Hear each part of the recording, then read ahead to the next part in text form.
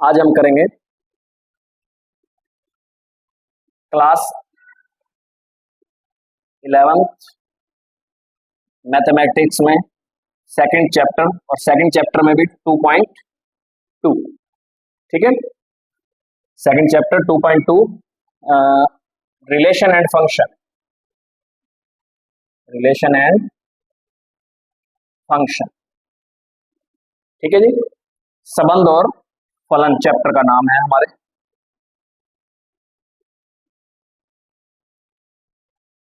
2.1 की वीडियो जल्दी आपको मिल जाएगी। ठीक है, आज एक बार 2.2 से काम स्टार्ट करते हैं। ठीक है, तो क्या करना होता है संबंध और फलन के अंदर, अपना संबंध के बारे में बात करनी है। किसके बारे में बात करना चाहते हैं? अपने रिलेशन के बारे में बात करना चाहते हैं। ठीक है, क्या होता है रिलेशन? रिलेशन से पहले जो कि 2.2 के अंदर आएगा रिलेशन वाला टॉपिक अपने, और उसके अंदर क्या है, उससे पहले तुम्हें एक चीज 2.1 से रिलेटेड मैं हल्की फुल्की बता देता हूं, जो 2.1 के अंदर अपने पढ़ के आए। वो क्या चीज पढ़ के आए हैं अपने? 2.2 के अंदर ऑर्डर 2.1 के अंदर 2.1 सॉरी 2.1 के अंदर एक ऑर्डर पेयर नाम की चीज पढ़ के आए थे, क्रमिक युग्म। क्या पढ़ के आए थे अपने? क्रमिक युग्म। क्रमिक युग्म क्या होते हैं? ऑर्डर्ड पेयर क्या होते हैं हमारे? इस तरीके से किसी भी चीज को लिख देना, x, y। अब इसको इंटरवल समझने की कोशिश नहीं कर रहे, निर्देशांक या कोऑर्डिनेट समझने की कोशिश ना करें। ये क्या है हमारे लिए? एक ऑर्डर्ड पेयर। ऑर्डर्ड पेयर इसको क्यों बोला? क्योंकि ये ऑर्डर्ड पेयर कब मिलते हैं हमें? जब कोई दो सेट का आपस में मल्टीप्लाई किया जाता है, प्रोडक्ट किया जाता है। क्या किया जाता है? प्रोडक्ट मतलब गुणा किया जाता है। और कौन सा product? Cartesian product. Cartesian product mean कार्तीय गुणन किया जाता है। कौन सा गुणन? कार्तीय गुणन। कार्तीय गुणन मतलब यदि कोई सेट अपने 2D के अंदर ही चल रहा है, मतलब दो ही डायमेंशनल आ रहे हैं, 2D है x और y। ठीक है, तो ध्यान रखना, दो ही एलिमेंट है तो वो 2D के अंदर है, और यदि x और y की फॉर्म में x और y एक्सिस के अकॉर्डिंग चल रहा है तो उसको अपने क्या बोलते थे? कार्तीय गुणन बोलते थे। ठीक है, कार्टेशियन प्रोडक्ट बोलते थे। और कार्टेशियन प्रोडक्ट किसका? दो सेट का। किसका? कोई भी दो समुच्चयों का। ठीक है, कैसे करते थे? इसके जो भी आंसर बनेंगे वो बनेंगे इस रूप के, जिसको अपने क्या बोलते हैं? Ordered pair. तो कभी भी दो समुच्चयों का जो प्रोडक्ट होता है, मल्टीप्लाई होता है, या कार्टेशियन प्रोडक्ट या कार्तीय गुणन जो होता है, वो क्या होता है? ऑर्डर्ड पेयर की फॉर्म में इसके एलिमेंट आते हैं। कौन सी फॉर्म में? Ordered pair. अब इसको ऑर्डर्ड पेयर या क्रमिक युग्म ही क्यों बोलते हैं? युग्म का मतलब जोड़ा, जोड़ा मतलब दो का। ठीक है, या पेयर मतलब दो का पेयर। ठीक है, अब यहां से ध्यान देना, ये दो का पेयर बन रहा है, तो युग्म का मतलब तो क्लियर। क्रमिक का मतलब क्या होता है? ऑर्डर्ड का मतलब क्या होता है? पहला एलिमेंट पहले का, मतलब x तो किसका एलिमेंट है? a का, और y किसका एलिमेंट है? b का। बात क्लियर होगी? तो a क्रॉस b या a और b का कार्टेशियन प्रोडक्ट या कार्तीय गुणन कोई भी दो समुच्चयों का कौन से अवयव लेके आता है? क्रमिक युग्म या ऑर्डर्ड पेयर की फॉर्म में आता है। ठीक है, और जिसके अंदर ऑर्डर्ड बोलने का मतलब क्या है कि पहला एलिमेंट पहले सेट का, दूसरा एलिमेंट दूसरे सेट के अंदर बिलोंग करता है हमेशा। ठीक है, अब इस चीज को ध्यान रखना है कि इस तरीके से अपने, अब इसका आंसर कैसे है? एक एग्जांपल पहले मैं इसी का बता देता हूं, फिर मैं आपका आज का टॉपिक रिलेशन स्टार्ट करूंगा। ठीक है, ये जो मैं बात बता रहा हूं ये सारी 2.1 से रिलेटेड है, हल्की फुल्की बात बता रहा हूं, बाकी पूरी बात एक 2.1 की अलग से वीडियो बना देंगे। मान लो कि एक सेट ऐसा है,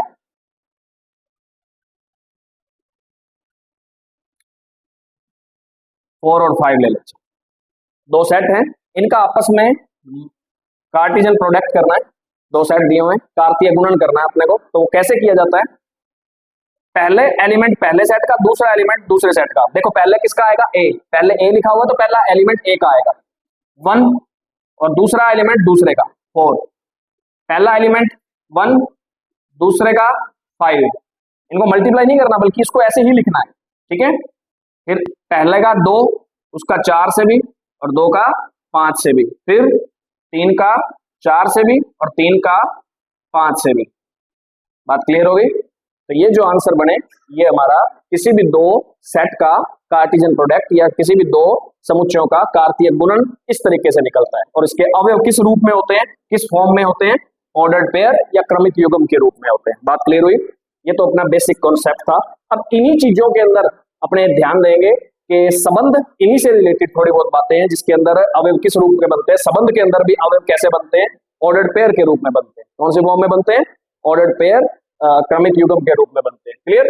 तो पहले इतनी सी बात क्लियर होनी चाहिए आपकी। अब आगे देखो, संबंध के अंदर अपने को क्या पढ़ना है, संबंध क्या चीज होती है। संबंध मतलब रिलेशन। रिलेशन कैसे निकलता है, आपको ये चीज पता रहनी चाहिए। कैसे निकालोगे रिलेशन को? रिलेशन एक चीज, जैसे कि मैं एक बात बोलूं, सबसे पहले क्वेश्चन के अंदर आपको किसी भी प्रकार से एक रिलेशन दिया जा सकता है, और उसके पहले आपको एक सेट दिया जाएगा कि एक रिलेशन है, एक संबंध है, जो कहां से कहां पर एक सेट से दूसरे सेट पे डिफाइंड होगा, एक सेट से दूसरे सेट पर परिभाषित होगा। क्वेश्चन ऐसे देगा कि एक संबंध जो ए में परिभाषित है, ठीक है, डिफाइंड इन ए सेट, ऐसे बोल सकता है, ए में परिभाषित है या डिफाइंड है ए के अंदर। तो इसका मतलब हुआ कि एक रिलेशन है, रिलेशन को आर से लिखते हैं, एक रिलेशन है जो कहां पे परिभाषित है, ए में, मतलब उसका पहला सेट भी ए है और दूसरा सेट भी ए ही है। बात क्लियर हो गई? बात क्लियर हुई? और रिलेशन के अंदर ए से ए में, और यदि ऐसे लिख दें कि एक सेट है ए से बी में, रिलेशन डिफाइंड, एक रिलेशन डिफाइंड है किससे? ए टू बी में, तो ए टू बी भी लिखा मिल सकता है अपने को, तो ए टू बी, तो उस टाइम पे यहाँ पे बी आ जाएगा, ठीक है। और क्वेश्चन के अकॉर्डिंग अपने को दोनों सेट मिलेंगे भी वहां। यदि ए से ए में ही होता तो ए सेट भी तुम्हें कुछ ना कुछ देता, 1 2 3 4 5, मान लो इस तरीके से कुछ भी दे दिया अपने को, ठीक है। और मैं एक बी सेट ले लेता हूं, 3 4 5 6 7, ऐसे ले चलता हूं एक सेट, कोई दिक्कत तो नहीं। अब देखो परिभाषित कैसे दिया होगा। एक चीज सबसे पहले हमेशा क्वेश्चन के अंदर क्या दी जाएगी, कोई भी रिलेशन है, कोई भी संबंध है, तो उसके लिए सबसे पहले क्या दिया जाता है, एक सेट से दूसरे सेट के अंदर पहले रिलेशन को बताया जाता है कि हाँ एक रिलेशन है जो ए सेट से दूसरे सेट के अंदर डिफाइंड है। क्लियर? एक सेट से दूसरे सेट के अंदर क्या है, डिफाइंड है, परिभाषित है। दूसरा सेट सेम भी हो सकता है और अदर भी हो सकता है, वो दोनों सेट अपने को देगा क्वेश्चन के अकॉर्डिंग जो भी होंगे, ठीक है। अब एक रिलेशन को डिफाइंड करके देगा भी। अब रिलेशन है क्या, रिलेशन है तो अपने को पता है कि रिलेशन के एलिमेंट होते हैं वो ऑर्डर्ड पेयर के होते हैं, तो एक्स कौन होगा, वाई कौन होगा, कुछ ना कुछ तो ऐसी डेफिनेशन, कुछ ना कुछ तो अपने को देगा। अब वो कैसे देता है, जैसे मैं एक एग्जांपल लिख के दिखाता हूं आपको, कि वो कहता है रिलेशन है, रिलेशन अपने आप में एक सेट ही होता है, ठीक है, उसके अंदर भी कोई ना कोई एलिमेंट आएंगे, वो एलिमेंट किस फॉर्म में आएंगे, ऑर्डर्ड पेयर की फॉर्म में आएंगे। वो क्वेश्चन ऐसे देगा, एक रिलेशन इस प्रकार परिभाषित है या इस प्रकार डिफाइंड है, ठीक है, जिसके अंदर ऑर्डर्ड पेयर के फॉर्म में एलिमेंट आएंगे, where x belongs to A, y belongs to B, और एक कंडीशन और देगा साथ में, क्योंकि एक्स वाई की वैल्यू क्या होंगी, कौन कौन सी आएंगी, वो डिपेंड किस पे करेगी, कोई रिलेशन की परिभाषा तो हो, डेफिनेशन तो हो कोई, तो वो डेफिनेशन मैं कहता हूं y is equal to x plus 1, y is equal to x plus 1, मतलब जो y होगा वो x से एक प्लस करके आएगा, ठीक है। तो अब देखते हैं कौन कौन से आंसर बनते हैं। x की वैल्यू कहां से ले सकते हैं, x सारा किस में से है, a में से, तो a के अंदर तो अपने पास ये है सारे एलिमेंट, तो ये लेके चलते हैं। x की वैल्यू यदि मैं 1 रखता हूं तो y की वैल्यू कितनी आएगी, y की वैल्यू कितनी आएगी 2। अब 2 देखो किस में आना चाहिए, y किस में आना चाहिए, b सेट के अंदर, क्या b इसके अंदर है, 2 इसके अंदर बैठा है, नहीं है, तो इसका मतलब हमारा 1 जो है वो रिलेशन नहीं बना रहा है। बात क्लियर हुई?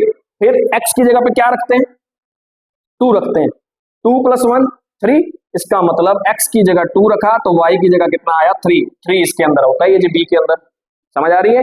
x हमेशा a में से लेना है और आंसर जो आए वो b में से आना चाहिए, ठीक है, ये चीज है। तो ऐसे करके ऑर्डर्ड पेयर की फॉर्म में लिख देंगे, तो ये हमारे रिलेशन के एलिमेंट आते जाएंगे। आगे सोचो, आगे और क्या आ रहा है, x की वैल्यू कितनी रखते हैं 3, ठीक है, 3 रखते हैं, 3 रखने पर आंसर कितना आएगा 4, तो ऐसे ही 3, 4, x की वैल्यू 3 रखी तो y की वैल्यू 4 आ गई, 4 इसमें है भी, काम चल जाएगा। आगे चलो, 4 रखते हैं तो 5, 5 रखते हैं तो 6, 7 कभी आएगा ही नहीं क्योंकि 6 हमारे पास है ही नहीं रखने के लिए। तो इस तरीके से हमारे 4 एलिमेंट बनते हैं, वो किसके अंदर बनते हैं, रिलेशन के अंदर बनते हैं। तो कोई ना कोई रिलेशन की अपने को इस तरीके से डेफिनेशन दी जाएगी, परिभाषा दी जाएगी, और उसको अपने इस तरीके से सेट के अकॉर्डिंग आंसर निकाल लिया करेंगे, ठीक है। तो कोई भी रिलेशन के अंदर अपने इस तरीके से इसको सॉल्व कर लिया जाएगा। तो इसको संबंध और रिलेशन की अपने डेफिनेशन बोल सकते हैं। अब इसके अंदर एक चीज और पूछी जा सकती है क्वेश्चन के अकॉर्डिंग, तुम्हें रिलेशन दे देगा, इस तरीके से बता देगा, तो हमेशा ध्यान रखना, एक तो क्वेश्चन में पूछा जा सकता है प्रांत, संबंध का प्रांत मतलब डोमेन, इंग्लिश में क्या बोलते हैं इसको, डोमेन, मतलब कहेगा कि रिलेशन का डोमेन बताओ क्या है।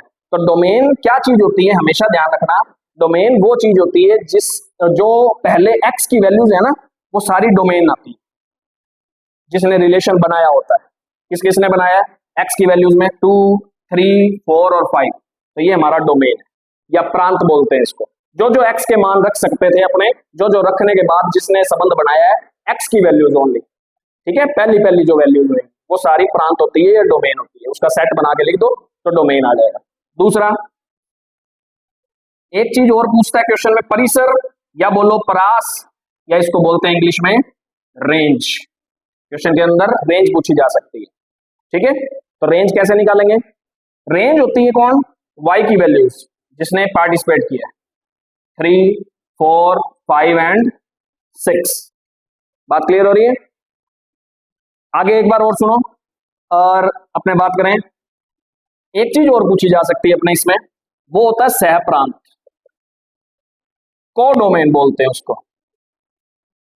क्या पूछी जा सकती है, कोडोमेन। अब कोडोमेन क्या होता है, हमेशा ध्यान रखना, जो सेकंड सेट होगा ना पूरा का पूरा, चाहे उसमें किसी एलिमेंट ने रिलेशन बनाया है चाहे किसी एलिमेंट ने रिलेशन नहीं बनाया है, वो पूरा का पूरा जो सेट होता है वही हमारा क्या होता है, हमेशा कोडोमेन होगा। बात क्लियर हो गई,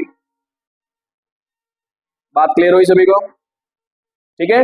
कोडोमेन हमेशा कौन होएगा, जो सेकंड सेट होगा हमारा, रिलेशन हमें बताएगा तो सही कि कहां से कहां पर परिभाषित है, किस सेट से किस सेट में अपना रिलेशन क्या है, डिफाइंड है। तो वो जो सेकंड सेट होगा ना पूरा का पूरा ही हमेशा क्या होता है, कोडोमेन होता है। बात क्लियर हो गई, ये बात हमेशा ध्यान रखना, हो जाएगा। तो ये तो बेसिक कॉन्सेप्ट है अपने संबंध को समझने का। अब 2.2 के अंदर हमारे सारे लगभग क्वेश्चन इसी तरीके से आएंगे। हमें क्वेश्चन के अंदर हमेशा क्या बताएगा, कोई रिलेशन की डेफिनेशन बताएगा कि कहां से कहां पे डिफाइंड है, फिर उसके अंदर डेफिनेशन के तौर पे ऐसी एक अपने को सेट देगा भी, और अपने को उसको किस फॉर्म में बनाना होगा। ये हमारी रिलेशन की कौन सी फॉर्म होती है, रोस्टर फॉर्म होती है। कौन सी फॉर्म, रोस्टर फॉर्म बोलते हैं इसको, रोस्टर रूप।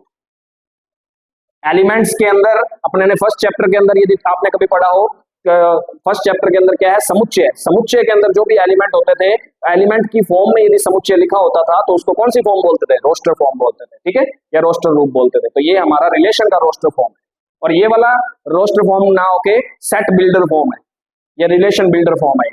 बात क्लियर हो गई, तो इस चीज को आप आराम से नोट कर सकते हैं। ये बेसिक कॉन्सेप्ट है, इसके बाद की डेफिनेशन और बताएंगे आपको।